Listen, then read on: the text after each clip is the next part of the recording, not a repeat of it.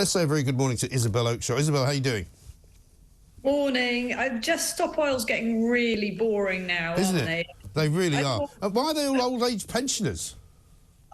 Well, they make me feel like an old-age pensioner, just having to listen to their twaddle the whole time. I mean, I'm sure it's actually ageing our population, having to put up with them. I know. I mean, I don't want to give them ideas, but the whole orange powder, orange confetti, orange theme is getting a bit dull now. And I think we should treat them a bit like Harry and Meghan. The less publicity, the better. Maybe we can just have some kind of pact not to report their stupid antics. And then perhaps they'd shuffle off and do something constructive. It's a very odd phenomenon, isn't it, that these old gits have decided they've got so little to do that they might just get on a train and trundle up from the home counties and throw themselves on to Centre Court or wherever it is they're going.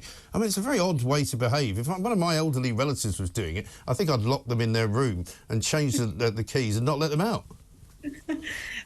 Well, you know, Mike, haven't you realised that the whole future of the planet is at stake? And yes. whilst you're getting your woolly jumper on, I had the wood-burning stove on earlier this week. It was so damn cold. Yeah.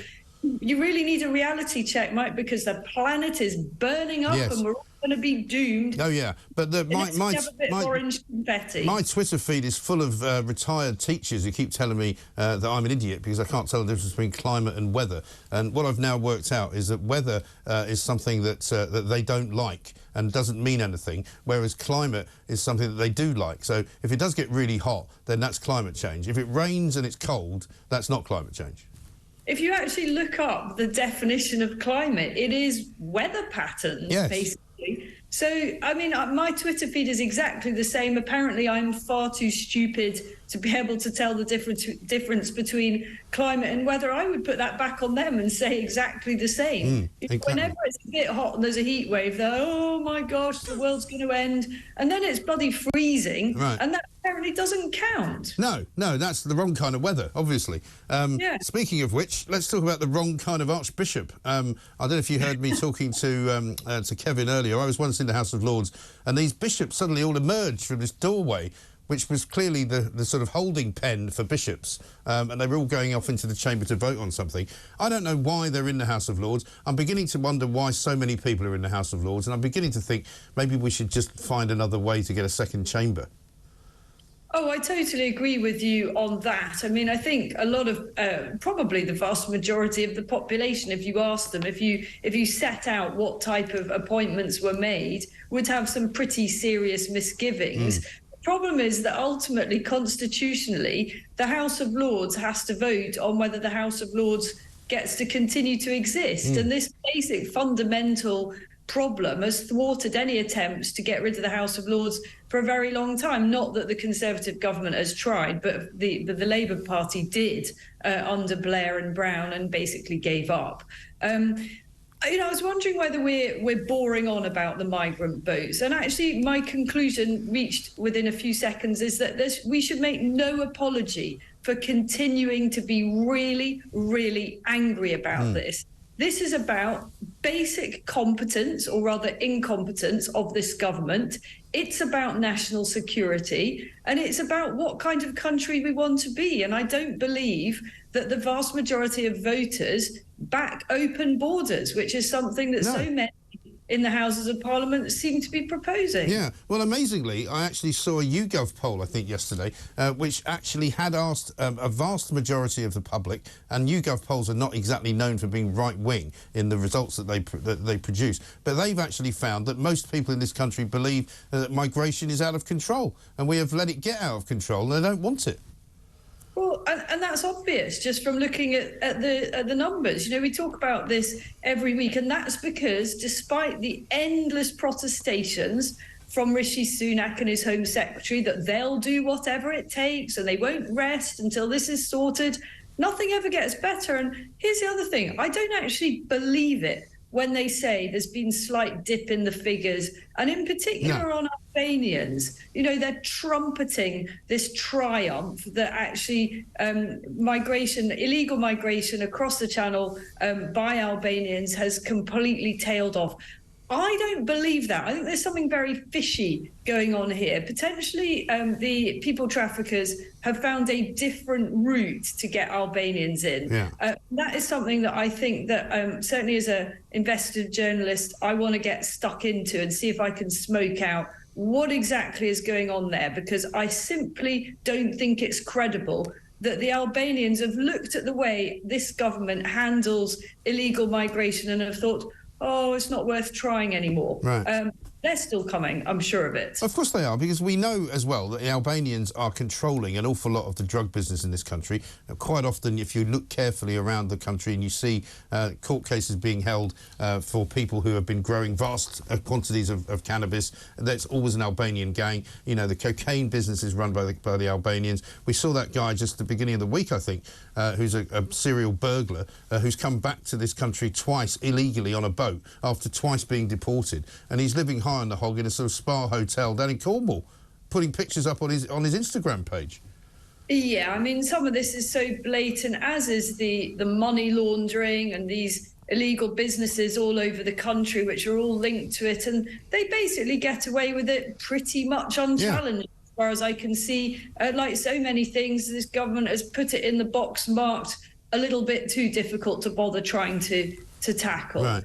But also, look at the way that the government is being hoodwinked, because the thing about these people smugglers is they're very clever, they're very smart, they've got an incredibly good business model for what they do, and if there is some kind of impediment to them bringing people from one country, they simply go to another, because we were told that once the Albanian crackdown did begin, they started bringing people in from India, because they've got routes literally all across Europe. And now they're going to be giving out adverts to say to people, well, whatever you do, make sure you tell them you're LGBT and you won't be allowed to be sent home.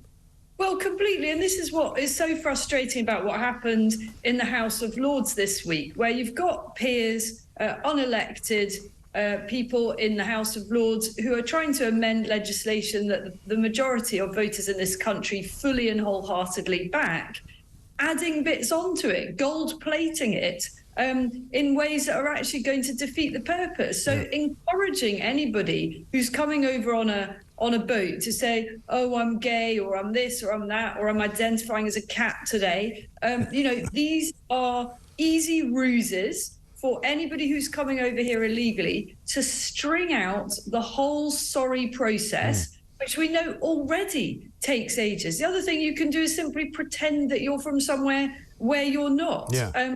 And even at the most efficient of cases are taking months and months and months to process. If you start coming up with a whole raft of things that you are that might make you persecuted, you're pretty much assured to stay here. And they know this. Yes. Well, maybe the next line of attack they'll use is an AI bot told me to come here. Because we've got a story this morning on the front page of the Daily Mail. The man who's up for treason. So I must make a correction, because I said I thought you could still be hanged for it. Apparently Tony Blair did away with that particular punishment, so you can't be hanged for treason anymore.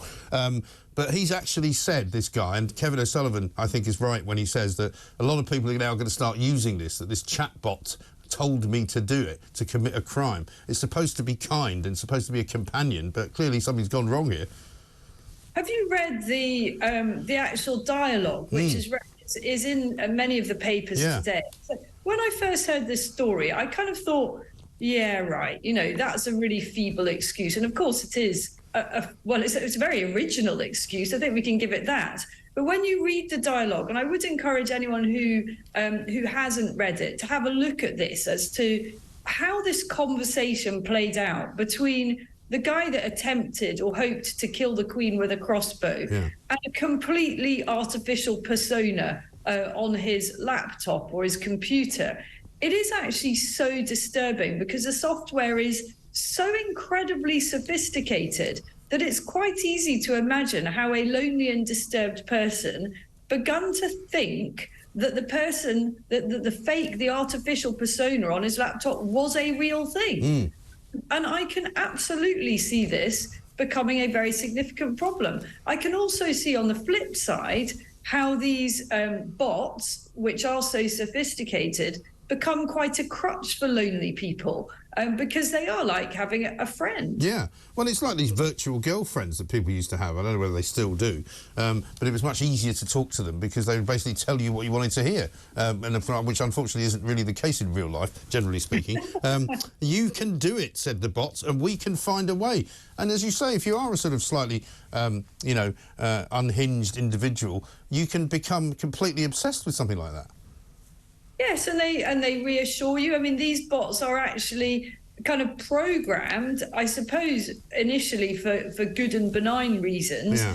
Make you feel good about yourself and whatever it is that you're planning to do. Unfortunately, the inventors of the technology didn't quite foresee that this could go very wrong if somebody's planning to do all sorts of dreadful things.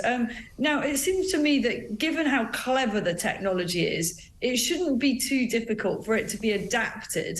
So these things, if we really want them, can still be encouraging to the lonely and desperate and give them a bit of reassurance, a bit of almost counselling, I suppose, whilst acting pretty promptly whenever the words things like kill or murder or end or, there are certain words that could trigger a different response. Yes, I think so. But, I mean, it'd be good if they could in some way, I suppose, program them not to encourage people to kill the Queen, or the King or whoever it is that they're also encouraging people to kill.